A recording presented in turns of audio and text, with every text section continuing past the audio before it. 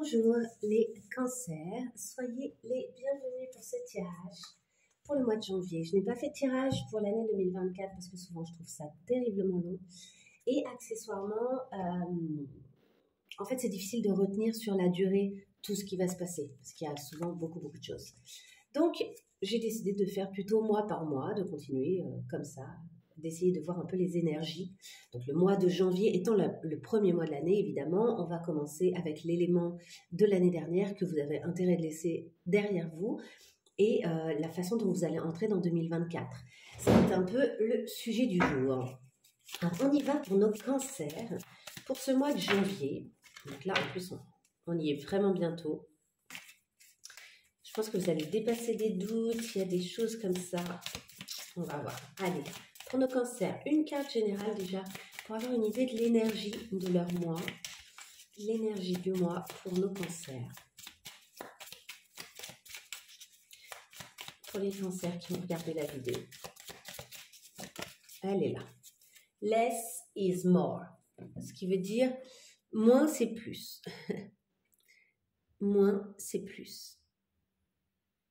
D'accord?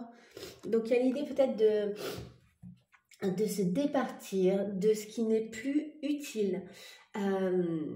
Avec le 8, on a la force, donc on est vraiment dans cette idée aussi d'une forme de maîtrise. On maîtrise peut-être mieux ce qu'on utilise et ce qu'on a dans notre vie, en se débarrassant du superflu, de ce qui n'est plus utile. Il y a une espèce de petit lâcher-prise par conséquent, et peut-être aussi de nettoyage. Vous faites le nettoyage de l'hiver, d'autres feraient le nettoyage de printemps, vous faites le nettoyage de l'hiver, possiblement ce mois-ci. Alors, ça peut être relationnel évidemment, ça peut être matériel, mais je le vois bien matériel, c'est pas obligé que ce soit que ça.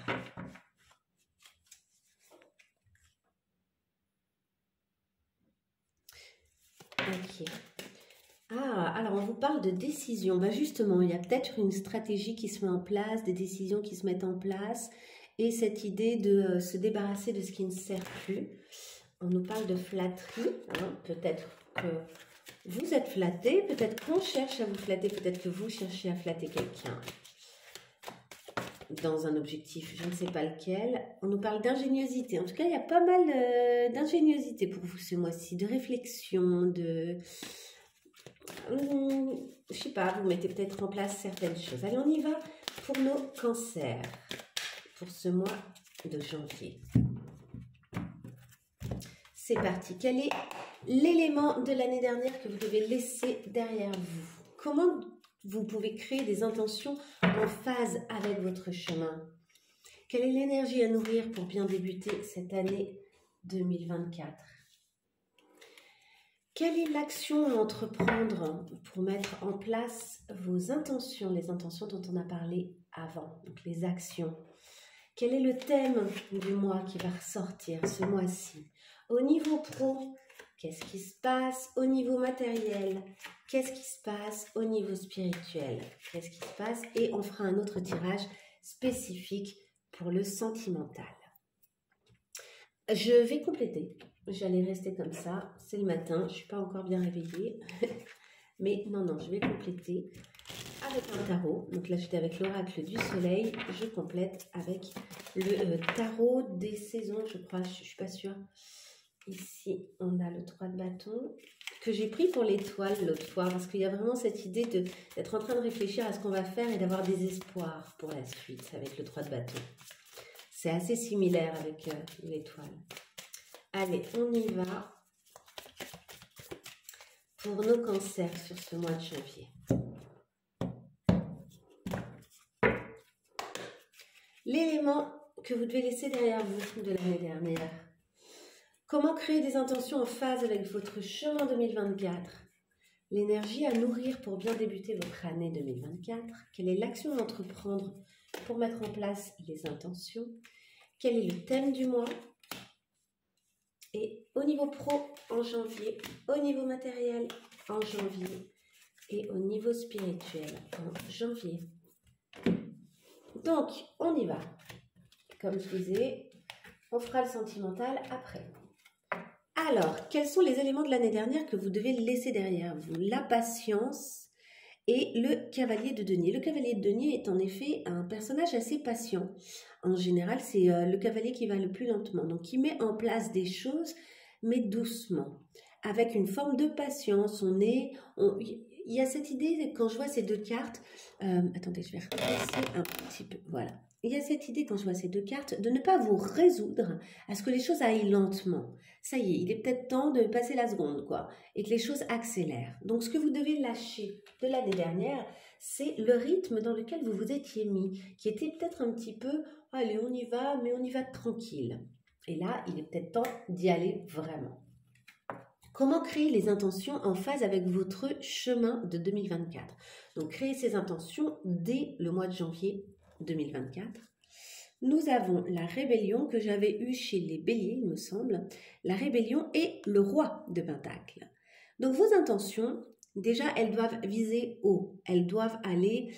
Alors, elles sont très concrètes, elles sont très matérielles. Vous avez des intentions qui doivent être... ultra connecté avec vos désirs de réalisation, de matérialisation. Et vous devez oser faire les choses, peut-être pas comme on les attend.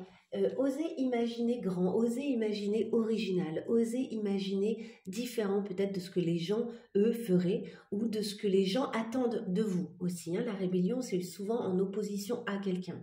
Donc, oser aller vers quelque chose d'inattendu, oser imaginer et projeter des intentions qui sont inattendues et plutôt matérielles. Quelle est l'énergie à nourrir pour bien débuter cette année 2024? On nous parle d'empathie et ici du cavalier de coupe. Donc en gros, on nous parle d'oser aller vers les gens avec empathie. L'énergie à nourrir, c'est vraiment de vous connecter, d'oser dire ce que vous ressentez, d'oser aller voir les gens qui vous plaisent, pourquoi pas, d'être dans la rencontre, qu'elle soit amoureuse ou purement relationnelle, voire même pro, etc. En tout cas, avec beaucoup d'empathie. Soyez prêts à être à l'écoute, à accueillir ce que les gens disent et à en retirer des belles relations, plutôt fidèles, hein, ici avec le chien, hein, qui est vraiment le symbole de la fidélité et de l'amitié, et qui peuvent être des diamants. Peut-être que vous allez, en étant empathique, recevoir des informations qui seront vraiment intéressantes et essentielles pour vous pour cette année 2024. Quelle est l'action à entreprendre pour mettre en place les intentions au fur et à mesure? Nous avons les acquisitions et ici la princesse, qui est l'équivalent du valet, de bâton. Le valet de bâton, il a des envies, il a comment dire? Il est dans le départ et la prise de conscience, en quelque sorte, de ses désirs. Et il commence à poser des actions. Donc clairement, on parle de commencer à poser des actions en vue des acquisitions que vous voudriez faire, qui seront peut-être connectées à un duo, à quelque chose d'amoureux, pourquoi pas, de relationnel, à un engagement. Vous voyez, ici, on a le cœur. Alors peut-être que quelqu'un cherche aussi ici, il y a peut-être un côté stratégique dans les engagements que vous allez prendre, qui peuvent tout à fait être professionnels, qui ne sont pas nécessairement que amoureux, mais même en amour, peut-être qu'il y a une question un peu stratégique quand même qui se pose là. En tout cas, vous êtes en train de vous projeter dans quelque chose qui nécessitera un engagement en vue d'acquérir quelque chose. Donc les actions que vous allez poser, c'est vraiment dans le relationnel qu'on a vu avant, cette énergie d'être dans l'empathie, d'être dans le relationnel avec quelqu'un, et ça va peut-être vous permettre d'avancer vers vos intentions, vers vos désirs. Et le tout assez rapidement. J'ai l'impression qu'il y a cette idée de sortir de la lenteur. Hein, on l'a vu, ça c'est ce que vous devez lâcher de l'année dernière. Quel est le thème du mois pour vous? L'exaltation et l'amour, l'engagement. Donc c'est assez cohérent. Le thème pour vous, c'est vers qui je vais, comment je m'engage et qu'est-ce qui me donne de la joie, qu'est-ce qui me donne, regardez ici on a des espèces de cornes d'abondance, qu'est-ce qui me donne l'abondance, mais la bonne abondance, parce qu'on l'a vu, il y a cette idée de moins, c'est mieux. Moins c'est mieux. Donc c'est juste trouver le bon endroit, la bonne acquisition. Peut-être qu'il y a cette idée de se débarrasser de certaines choses pour essayer, une fois qu'on a vendu pas mal de petites choses, d'en avoir une plus grande, une seule, mais essentielle, une seule, mais qui nous sert vraiment, une seule, mais qu'on va vraiment utiliser, qu'on va vraiment garder. Donc, et il y a aussi le thème de l'amour. Donc il y a peut-être une rencontre importante pour vous ce mois-ci. Une rencontre qui est sincère, hein, qui vient du cœur. Donc c'est marrant parce qu'on voyait tout à l'heure qu'il y avait une espèce de stratégie, mais peut-être que cette stratégie-là n'enlève rien aux sentiments et à l'émotionnel, et à l'engagement, et au lien, quoi, et au vrai lien avec quelqu'un. On va aller voir au niveau professionnel. Que se passe-t-il pour vous au niveau professionnel ce mois-ci? On a l'ordre et l'ermite. Ok, peut-être un petit sentiment de solitude, mais qui vous oblige en fait à aller sur votre route et à remettre de l'ordre. Oui, il y a vraiment cette idée d'aller sur la route qui vous va à vous, qui vous convient à vous. La vôtre, peut-être très originale justement, s'offrir la possibilité d'être tout à fait soi-même avec sa propre façon de faire, sa propre façon de concevoir les choses, sa propre approche des choses et de la vie. En remettant bien de l'ordre justement sur votre chemin, quoi, sur qu'est-ce que vous voulez, comment vous le voulez, etc. Au niveau pro, hein. Au niveau matériel, nous avons la domination et le 6 de coupe. Le 6 de coupe, c'est souvent un lien qui nous revient, un lien du passé qui est important pour nous et qui nous parle de domination. Donc peut-être qu'au niveau matériel, concret, hein, alors le matériel, c'est pas nécessairement que...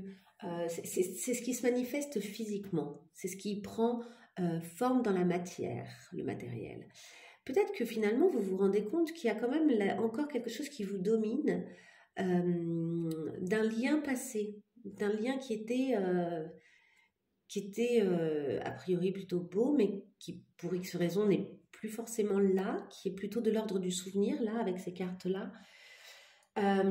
Ou bien un lien qui revient, hein, quelqu'un du passé qui revient pour vous dominer, qui aimerait d'une certaine manière... En fait, il y a un rapport en tout cas de domination dans cette histoire. Et matériellement, je ne pense pas que ça vous amène vers le haut. Il peut y avoir aussi le fait de vouloir évoluer matériellement et par conséquent de décider de dominer une espèce de nostalgie que vous avez, à laquelle vous avez tendance à donner de la place et qui finalement ne vous sert pas, ne vous sert plus. Donc, il y a cette idée de, ok, je vais essayer de dominer cet aspect-là de moi parce que je veux matériellement que les choses au niveau concret deviennent mieux pour moi. Et pour qu'elles deviennent mieux, il faut que je domine ce côté-là passéiste un peu, hein, le fait d'être tout le temps comme ça dans le passé, à repenser ou à ressasser au passé. Et de finalement être en train de freiner du coup, d'être dans une forme de ouais j'y vais mais j'y vais pas vraiment parce que d'une certaine manière j'attends encore quelque chose qui est révolu pourtant. Je bois une petite gorgée. Voilà, et on y va au niveau spirituel. Tiens, ben, au niveau spirituel on retrouve notre 3 de bâton dont je vous parlais tout à l'heure, qui est une très belle carte. Et qui vraiment se projette dans l'avenir, qui voit une comète, qui voit passer une étoile filante, qui commence à envisager vraiment ses vœux comme possible. Et la générosité. Donc, au niveau spirituel, au niveau de votre état d'esprit, il y a vraiment quelque chose où vous commencez à vous projeter et à laisser bien circuler. Regardez, ici, on retrouve des étoiles. Mais je crois que je l'ai vu, je l'ai eu aussi, je crois, chez les béliers, ça, il me semble. Mais c'est marrant parce que vous voyez toutes ces jolies étoiles ici dans le ciel et qui viennent jusqu'à elles d'ailleurs. Hein. Ici, on en a plein des petites étoiles. Alors, je ne sais pas si c'est des étoiles ou des... Comment ça s'appelle des lucioles. Il y a des lucioles, il y a les étoiles dans le ciel et ici, on retrouve les étoiles. Et on retrouve le fait que ça circule. Il y a la notion de pauvreté et peut-être d'être en capacité d'offrir aux autres quelque chose. En tout cas, ça circule. Alors, est-ce que quelqu'un est généreux avec vous? Peut-être qu'ici, il y a la notion de mécénat, d'engagement, de quelqu'un qui vous engage, je ne sais pas, quelqu'un peut-être est généreux avec vous et vos rêves peuvent se réaliser, ou tout simplement, dans votre état d'esprit, vos rêves se réalisent, vous commencez vraiment vous arrivez vraiment à croire en fait en vos projections et en l'avenir, et ça vous rend extrêmement généreux, vous laissez très bien circuler les énergies entre vous et les autres. C'est possible. Alors on y va, ça c'était en gros le général pour le mois de janvier. On va y aller maintenant sur le sentimental.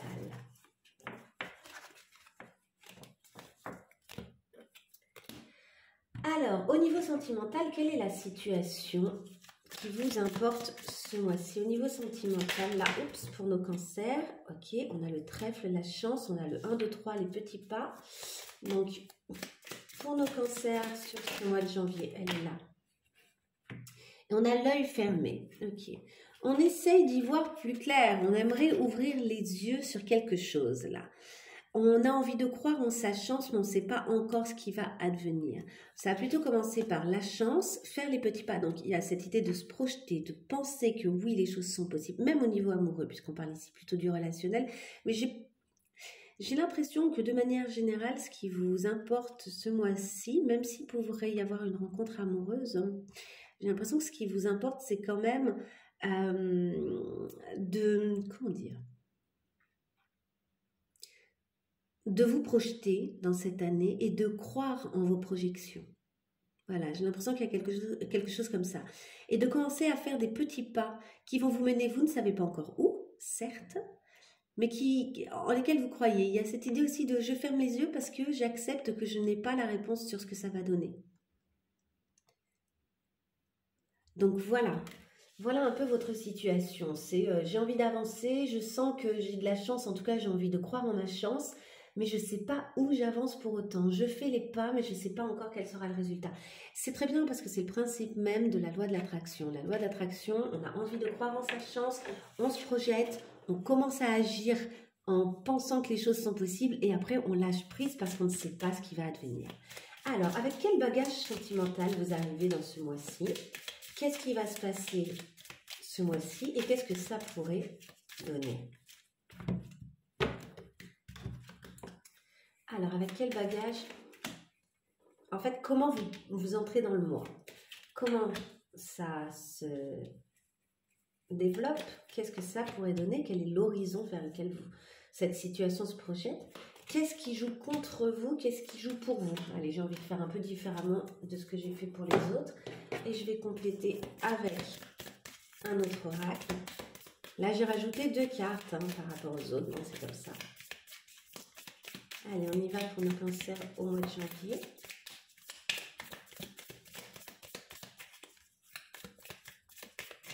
Ok. Alors, en gros, avec quel état d'esprit ou quelle situation ils entrent dans le mois? Qu'est-ce qui se passe pendant le mois? C'est celle-ci et celle-ci. Qu'est-ce que ça pourrait donner? Quel est l'horizon? Qu'est-ce qui joue contre eux? Qu'est-ce qui joue pour eux? Ok, vous entrez dans ce mois avec un cœur un peu brisé et c'est un sentiment de trahison. Donc, il y a eu séparation, possiblement. Alors, si ça ne correspond pas à votre situation, vous pouvez changer de chaîne, il n'y a pas de souci. Il y a des fois, ça doit parler à certaines personnes. Mais là, moi, je dois, a priori, passer des messages à des gens qui ont un sentiment de trahison un peu dur et qui sont dans une période où vraiment ils ont un sentiment de perte. Ils ont le sentiment d'avoir perdu quelque chose, quelqu'un. Qu'est-ce qui pourrait se passer pendant le mois?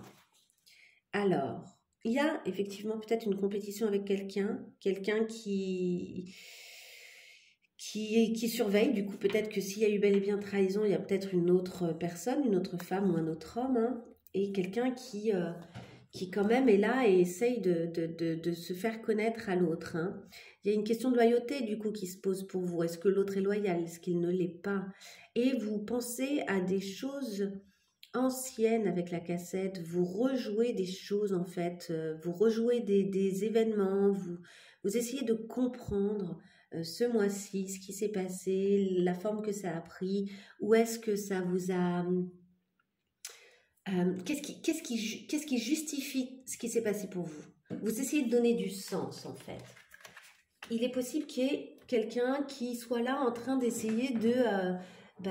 alors soit de vérifier que la personne de votre cœur ne revienne pas vers vous, soit de vérifier que... parce que peut-être que vous êtes toujours en couple malgré le fait qu'il y ait eu trahison. Des fois, on ne quitte pas forcément la personne, même s'il y a eu une trahison, un coup de couteau dans le contrat, comme on dit, parfois on ne part pas pour autant, parce qu'on est amoureux, parce qu'un couple, ça vit des hauts et des bas, et voilà. Mais j'ai l'impression que dans le cas où vous seriez toujours avec la personne, il y a ici... alors peut-être qu'il y a eu vraiment une question, par contre, de se séparer, que la question est peut-être encore là, quand vous entrez dans le mois, est-ce que je reste pas, vu ce qui s'est passé, quoi. Mais il y a quelqu'un qui veille un peu, hein, qui est là. Alors, ce qui est intéressant, c'est que vous, même si quelqu'un essaye de voir un petit peu ce qui se passe pour vous, ça peut être vous aussi, hein, qui essayez de voir un petit peu ce qui se passe pour l'autre. Mais dans tous les cas, j'ai l'impression que si quelqu'un essaye de voir ce qui se passe pour vous et comment les choses sont en train de se passer pour vous, vous vous en occupez pas trop.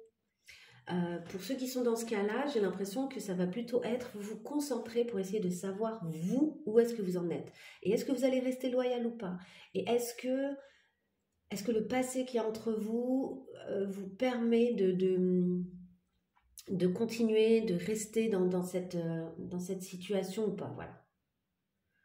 Est-ce que vous acceptez la situation? Est-ce que ce qui vous relie à l'autre, en fait, est suffisamment solide pour rester ou pas dans la situation et pour accepter ou pas les choses, en fait? J'ai l'impression que vous êtes en train de vous occuper de vous et de vous questionner pour vous-même. C'est bien, si c'est ça, c'est très bien, franchement.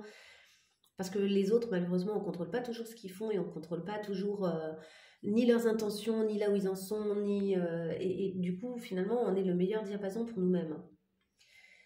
Qu'est-ce qui joue contre vous? Nous avons la vérité et The Chaser.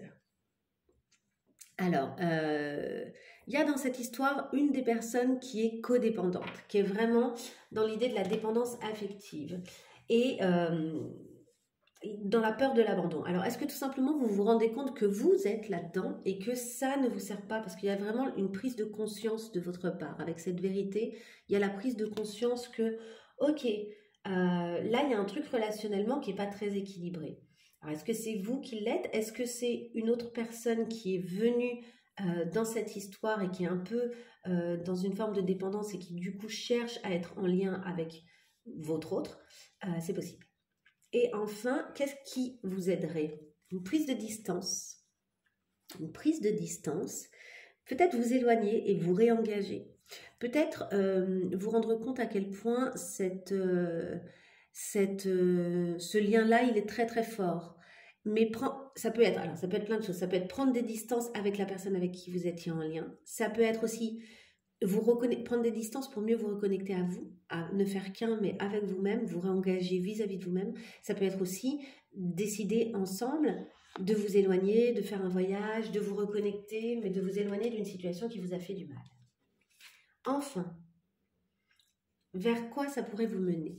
Ah bah l'indépendance et le not today. Bon, il y a quand même des choses que vous disiez non, que vous disiez bah écoute là mon coco pour l'instant, mon coco ou ma coco, pour l'instant je prends un peu de distance, j'ai besoin de me retrouver moi, j'ai été blessée, j'ai besoin de venir vers moi quoi. Et de poser des limites. Peut-être que vous posez certaines limites pour respecter votre prise de distance, pour faire respecter votre prise de distance. C'est une éventualité. Après, évidemment, ça dépend des décisions que vous prendrez ici, dans cette situation. Ok, allez, on y va sur une carte conseil qui, celle-ci, vaut pour tous, pas nécessairement que pour ceux qui ont, elle est là, qui ont traversé ça. Et on nous parle de reschedule. Alors, qu'est-ce que ça peut vouloir dire? It doesn't need to happen when you plan it to.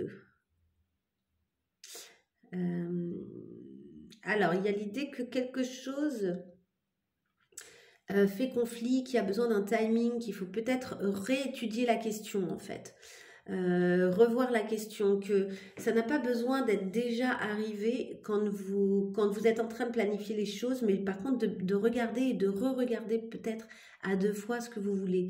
Que quelque chose d'autre fait un peu comme un conflit dans votre situation, qu'il faut checker le timing dans lequel vous êtes, et peut-être aussi les événements, comment ils se sont passés, et de renégocier une date.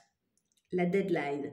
Donc c'est ici à mon avis à renégociation. Donc ça parle quand même possiblement pas mal du sentimental, mais de dire en gros, bon ok, là moi j'ai besoin encore de temps en fait. Je peux pas te donner une réponse comme ça sur est-ce qu'on continue, est-ce qu'on continue pas. J'ai besoin de temps pour moi, j'ai besoin, voilà, ça peut être ça par exemple.